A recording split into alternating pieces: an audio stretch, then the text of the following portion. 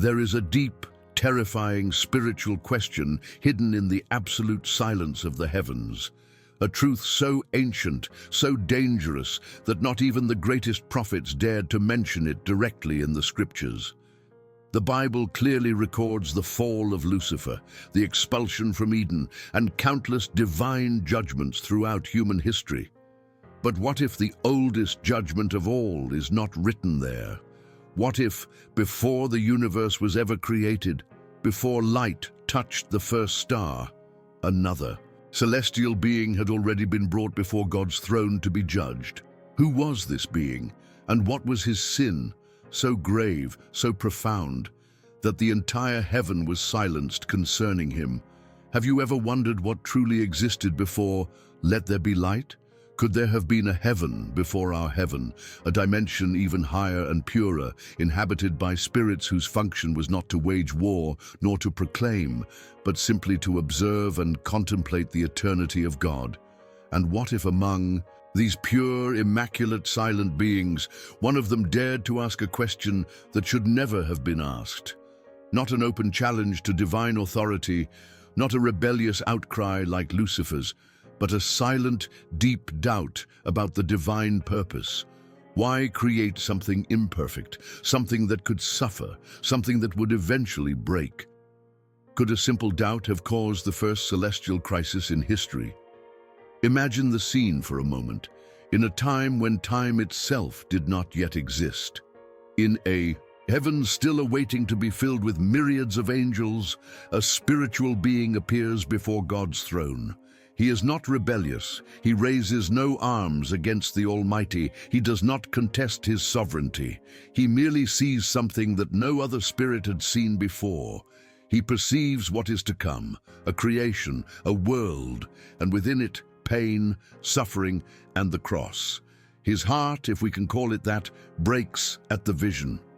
Deep within him, he asks, why would the perfect create the imperfect? Why would the eternal allow suffering? Why must love cost so much blood? And at that exact moment, before he can even speak his doubt aloud, he feels the gaze of God fall upon him with crushing weight. The heavenly response is immediate. No words are spoken. No sound echoes through the halls of eternity. What happens next is not a loud judgment, not a violent expulsion like Lucifer would later face, but something far more terrifying in its simplicity: absolute silence. The being is instantly separated from divine communion, removed from the glorious presence where he once dwelled in perfect harmony. There is no fire, no chains, no explicit condemnation. Only an eternal, incomprehensible silence. This being did not fall as Lucifer would later fall. He was simply removed, exiled to a dimension beyond celestial perception, condemned not to hell, but to isolation. His existence erased from heaven's memory, his identity silenced by divine decree. But what was the purpose of this silent punishment, and why has no one ever dared to speak of this first judgment? If this truth has been hidden for so long, it is because few were ready to hear it. Like the video, subscribe to the channel, share it with someone who needs to know this before it is too late, and comment, "Love Jesus." What kind of being could be judged without ever speaking aloud? In heaven, thought is seen. Intention is substance. Every spiritual being is naked before the eyes of the one who formed them, not just in shape, but in thought. So when this being's inner voice trembled with doubt, with inquiry, it echoed louder than 1,000 rebellions. God did not respond in wrath. There was no thunder, no fire, only a severance, a cutting away. One moment he was in communion with the divine, the next he was elsewhere, not cast into hell. That place did not yet exist. Not destroyed, for he was not evil, but isolated, forgotten by heaven, remembered only by the consequence he left behind, the other. Celestial beings felt it. They did not understand it, but they felt it. A void, a fracture, a change in the harmony of the heavenly realm. Something had been removed, like a note pulled from a perfect symphony, and the song of creation trembled slightly ever since. They were not told what happened. No announcement was made, but the message was clear.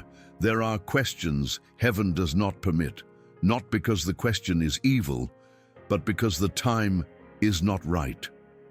And from that day forward, silence became sacred, curiosity became restrained, and reverence was no longer just worship, it became self-protection. Centuries later, when Lucifer stirred with pride and envy, when he imagined himself like the Most High, could it be that he remembered the one who came before, that ancient being who asked first and was erased? Perhaps Lucifer's fall was different, noisier, grander, but born from the same root, a breach in the order of divine knowledge. Some scholars believe that Lucifer's defiance was not original, but inherited, not from a mentor, but from memory. What if the first judgment became a silent precedent, a forbidden tale passed in glances, not words, among the higher ranks of the spirit world, a warning not written, but felt? The texts we possess, canonical and apocryphal, never mention this being directly. But there are strange shadows. The Book of Enoch speaks of spirits cut off from remembrance. Jewish mysticism alludes to a watcher before time. And in Revelation, John is forbidden to write what the seven thunders said. Why? Could it be that the message of the thunders carried a name that was erased? A judgment too ancient, too foundational to be uttered? And if that's true, what else was hidden? What other verdicts took place in the realm before time, shaping what we now call creation? If even Lucifer was the second, then who was the first? In the unseen layers of existence, beyond what prophets could record, beyond what angels are allowed to recall, the mark of that first judgment still lingers, not as a punishment that echoes, but as a silence that disturbs. And perhaps that's more terrifying, because silence in heaven is never empty. It is structured, purposeful, guarded. So when something is erased, when no being dares to mention what once was, it suggests a truth too great to process. Not because it is false, but because it burns. And perhaps that is why the scriptures begin not with what was, but with what was permitted to be told. In the beginning, but not the first beginning. Consider this. The Garden of Eden was not just a paradise. It was a boundary, not only between God and man, but between revelation and concealment. And what stood at the entrance after Adam fell? Not just cherubim, but a sword of flame. Why a sword? Why fire? What was it protecting? Some ancient Hebrew thinkers believed it was not merely Eden that was guarded, but a deeper truth that lay behind it, a secret not meant for fallen humanity. Could that secret be the record of the first judgment? Could the sword be a reminder that certain questions still carry the weight of eternal consequence? And yet, questions remain. If that being was judged before time, where is he now? Not in hell. That place was created for the rebellious. Not among the watchers. They came later. Not among the living spirits who surround the throne. They sing in unity. Then where? Is there a realm beyond realms? A dimension hidden even from angels, where beings are neither dead nor damned but suspended, silenced? Theologians often avoid such questions, but mystics, they've hinted at it. A zone of stillness, a spiritual exile, a forgotten watcher, always awake, always watching, and always unseen. But what if that watcher is still connected? What if his punishment was not absolute detachment, but eternal observation? Imagine being forced to watch the story you were once part of unfold without you, to see the creation of man. The fall, the flood, the covenant, the prophets, the cross, the church, all of it, without ever being acknowledged, never again able to speak, only able to see. Would that not be the most refined form of judgment? a verdict of awareness without participation, to witness redemption while remaining outside of its reach. There is something deeply unsettling about the idea of a being that watches but no longer belongs, not fallen, not forgiven, simply removed. In our world, we associate judgment with violence, fire, punishment, but what if the most complete form of divine discipline is not destruction, but disconnection? A spirit formed in communion, now denied access to communion itself. What does that do to a celestial mind? To be aware of God, but unable to feel His presence, to witness worship but never again participate, to hear the name of the Creator resounding through eternity, yet never be allowed to echo it back? The more we examine the structure of the spiritual realm, the more we find gaps, moments left vague, voices silenced, verses that pull back instead of pressing forward. Why was John forbidden to write what the seven thunders spoke? Why was Daniel told to seal his final visions until the end? Why do the prophets so often fall into silence after the greatest revelations? Could it be that each of them brushed against something ancient, something forbidden, something older than even their own calling? A presence still active, but unrecorded.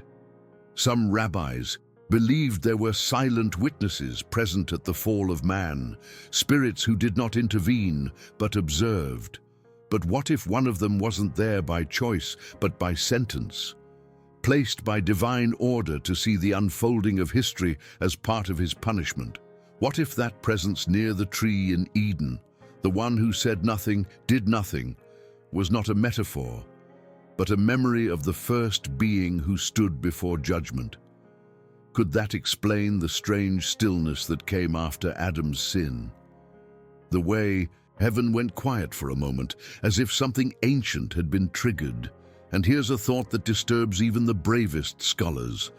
What if God did not erase that being to protect heaven, but to protect us? What if His presence, His awareness, His very existence poses a danger to humanity, not because He acts, but because His story awakens questions we were never meant to ask? Questions like, what came before the fall? What laws govern thought in heaven? Can awareness itself be judged? If such questions can fracture harmony among the celestials, what could they do among mortals made of dust? Perhaps this is why the church was never taught about Him, why the scriptures remain silent and the theologians avert their gaze. Because His existence is not a lesson in rebellion, it's a lesson in the cost of knowing too much, too soon. And that is something humanity has struggled with since Eden. Eat, and your eyes will be opened, said the serpent. But long before Eve ever reached for the fruit, another being had already opened his eyes in heaven and paid the price. Could it be that the fall of man was not the first pursuit of forbidden knowledge, but the second? Think carefully. We often picture heaven as static, unshaken, eternal, and in many ways it is. But what if the very first vibration in eternity wasn't a song of praise, but the still echo of a question? A quiet inquiry that rippled across perfection, not in defiance but in urgency. A desire not to rule, but to understand. Yet even that desire, when out of season, becomes dangerous. Could that be why the fear of the Lord is called the beginning of wisdom? Because wisdom without reverence can lead even the most radiant spirit into judgment? And what if this being's story was never meant to be told, but always meant to be remembered? Not through names or verses or doctrine, but through instinct.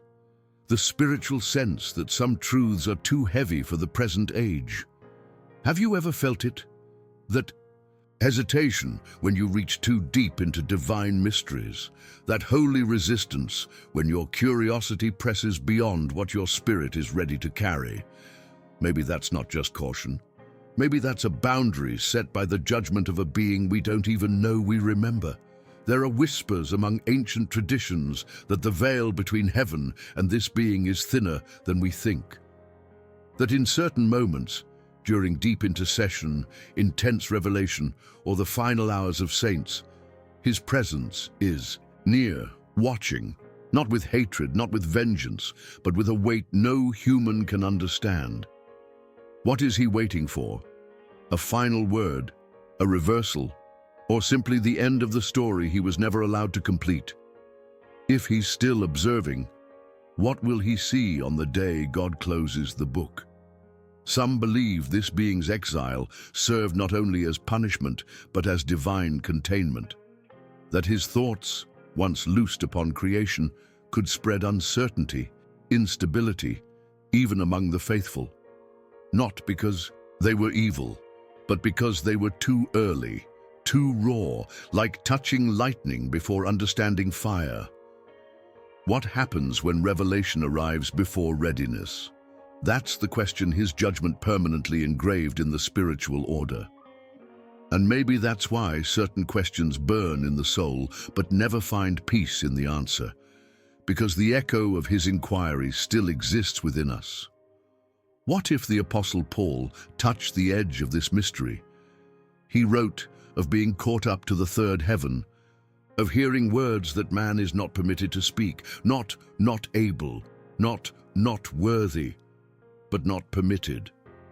Could Paul have seen something connected to this ancient being, a forgotten chamber, a sealed name, a face that once stood before God in purity and now stands in silence? Could that be why Paul spoke in riddles about the mysteries of God, because he had glimpsed what came before the gospel?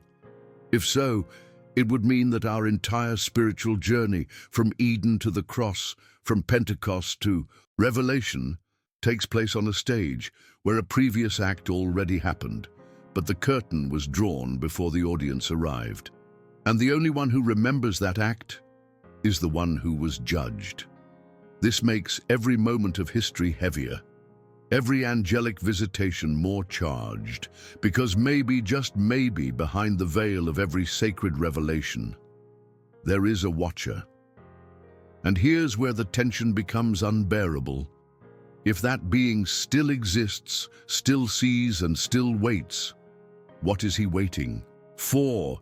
Justice, restoration, another trial, or simply the moment when all creation returns to the throne and the story of the first judgment is finally revealed?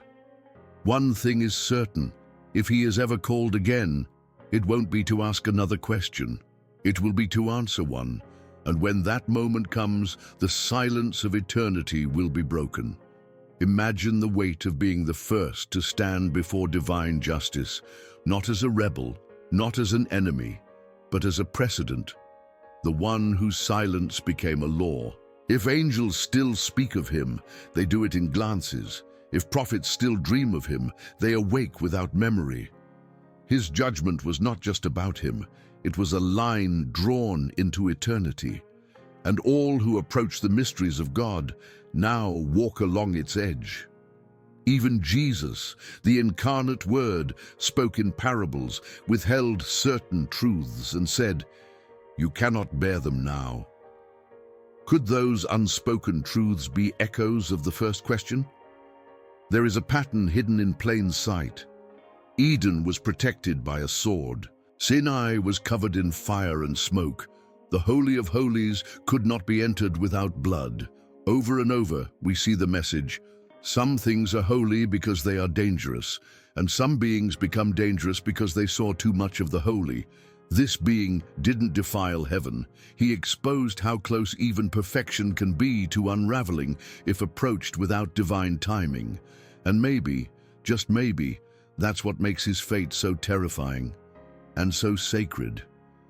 Some mystics believe that this being's silence became part of the very fabric of spiritual restraint, that his removal became a template, a divine firewall that limits how much even the holiest minds can access at once.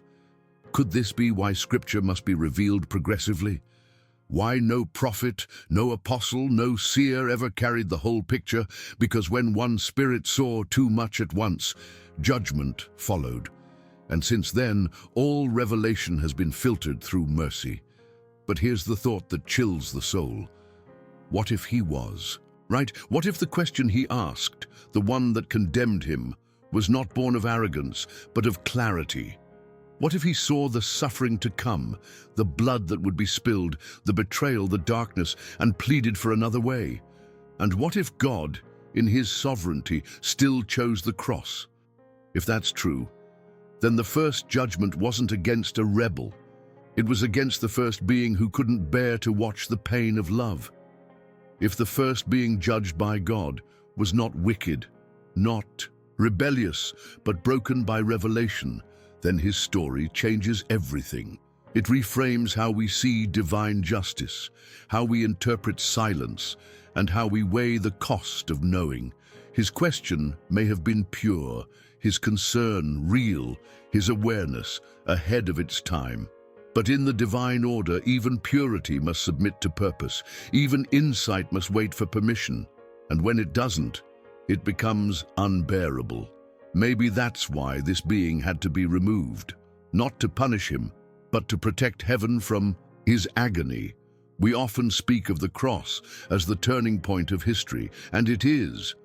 But what if someone saw the shadow of that cross before wood ever existed? What if this being saw the Lamb slain from the foundation of the world and couldn't accept it? Not out of rebellion, but grief. That would mean his judgment wasn't about defiance. It was about despair. And if that's true, his silence isn't just a sentence. It's a cry that still echoes. A cry that says, "Must it be this way?" And heaven, in its wisdom, answered with silence. This is why the prophets trembled, why John fell like a dead man, why Ezekiel saw wheels within wheels and could barely stand. They tasted revelation. They glimpsed fragments. But no one was ever again allowed to see what the first judged being saw. His mistake, if we can call it that, became our protection. We receive light in portions because he once reached into glory unfiltered, and it broke him. Maybe that's why Paul was given a thorn. Maybe that's why some visions were sealed. Maybe that's why even angels cover their faces. And yet we feel it, that pull, that hunger, that holy curiosity. It lives in us because we are made in the image of the one who knows all. But we are also made of dust, fragile, temporary, easily shattered. So we walk slowly toward mystery, never quite sure where the line is. But now, maybe we understand. Maybe that ancient judgment wasn't erased to be forgotten, but to teach us how to seek without destroying ourselves. And maybe, just maybe, the one who was judged first is still watching, waiting to see who dares to reach as he once did. Could it be that his silence became intercessory? That in his isolation he still watches, not to condemn, but to mourn? A being who saw the cost of redemption before it began and now bears the eternal ache of knowing it could never be stopped. He did not resist God's will. He broke under the weight of it. And maybe that's the real reason he was removed, not because he was a threat, but because he couldn't survive what he saw, a divine act of mercy hidden as judgment, a being too sensitive for the age of glory. And now we, the fragile creatures of clay, walk the path he once foresaw. We live in the story that shattered him. We feel the pain, the loss, the blood. We wrestle with the very questions he once asked in a realm too perfect to contain them. But unlike him, we were born for this world. We were shaped in the tension between heaven and earth. And so while he watches in silence, we cry, we pray, we fall, and we are met with grace. Perhaps this is what he could not have imagined, that through pain we would be carried by love. There is no verse that names him, no scroll that tells his fate, but maybe that's not because he was erased. Maybe it's because his story was written into the structure of creation itself.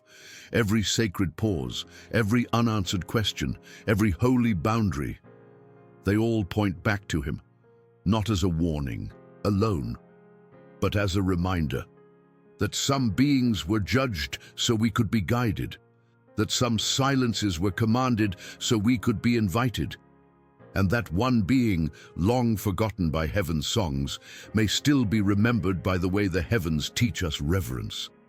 So the next time your spirit feels that mysterious restraint, that invisible hand, holding you back from asking too much, going too far, demanding to know what was never yours to carry, remember, you are walking on sacred ground. And somewhere beyond this realm, in a space not marked by time or stars, one ancient being still kneels in silence, not fallen, not forgiven, just there, a witness, a remnant, a soul judged not for evil, but for reaching too far into what even angels cannot hold. One day all things will be revealed, the sealed books will open, the hidden scrolls will be read, the thunders will speak, and perhaps only then the story of this being will be told aloud. Not as a fable, not as a warning, but as part of the eternal archive of God's perfect justice and mercy. Until that day, his story remains written between the lines of Scripture, encoded in every hesitation of heaven, every filter of prophecy, every moment when silence speaks louder than thunder. He is not lost, he is waiting for the end. Maybe that's why Revelation closes the way it does. Not just with triumph, not just with judgment, but with mystery. Let the one who is holy remain holy. Let the one who is filthy remain filthy. It's as if the last words of Scripture acknowledge that some things will remain unresolved until the very end. And perhaps this being's silence is part of that final mystery. The unanswered question that keeps us humble and keeps heaven's fire burning with awe. You were never told his name, you were never meant to find it, but now you know his presence. You've felt it, in the silence after a prayer that pierced too deep. In the moment, a verse stopped you cold. In the space between revelation and trembling, that was him, or rather the line he crossed, the question he dared ask, the silence that followed, and maybe the invitation God gives you now is not to pursue what he saw, but to remember why he was stopped. So the next time you reach for heaven, pause, not in fear, but in awe.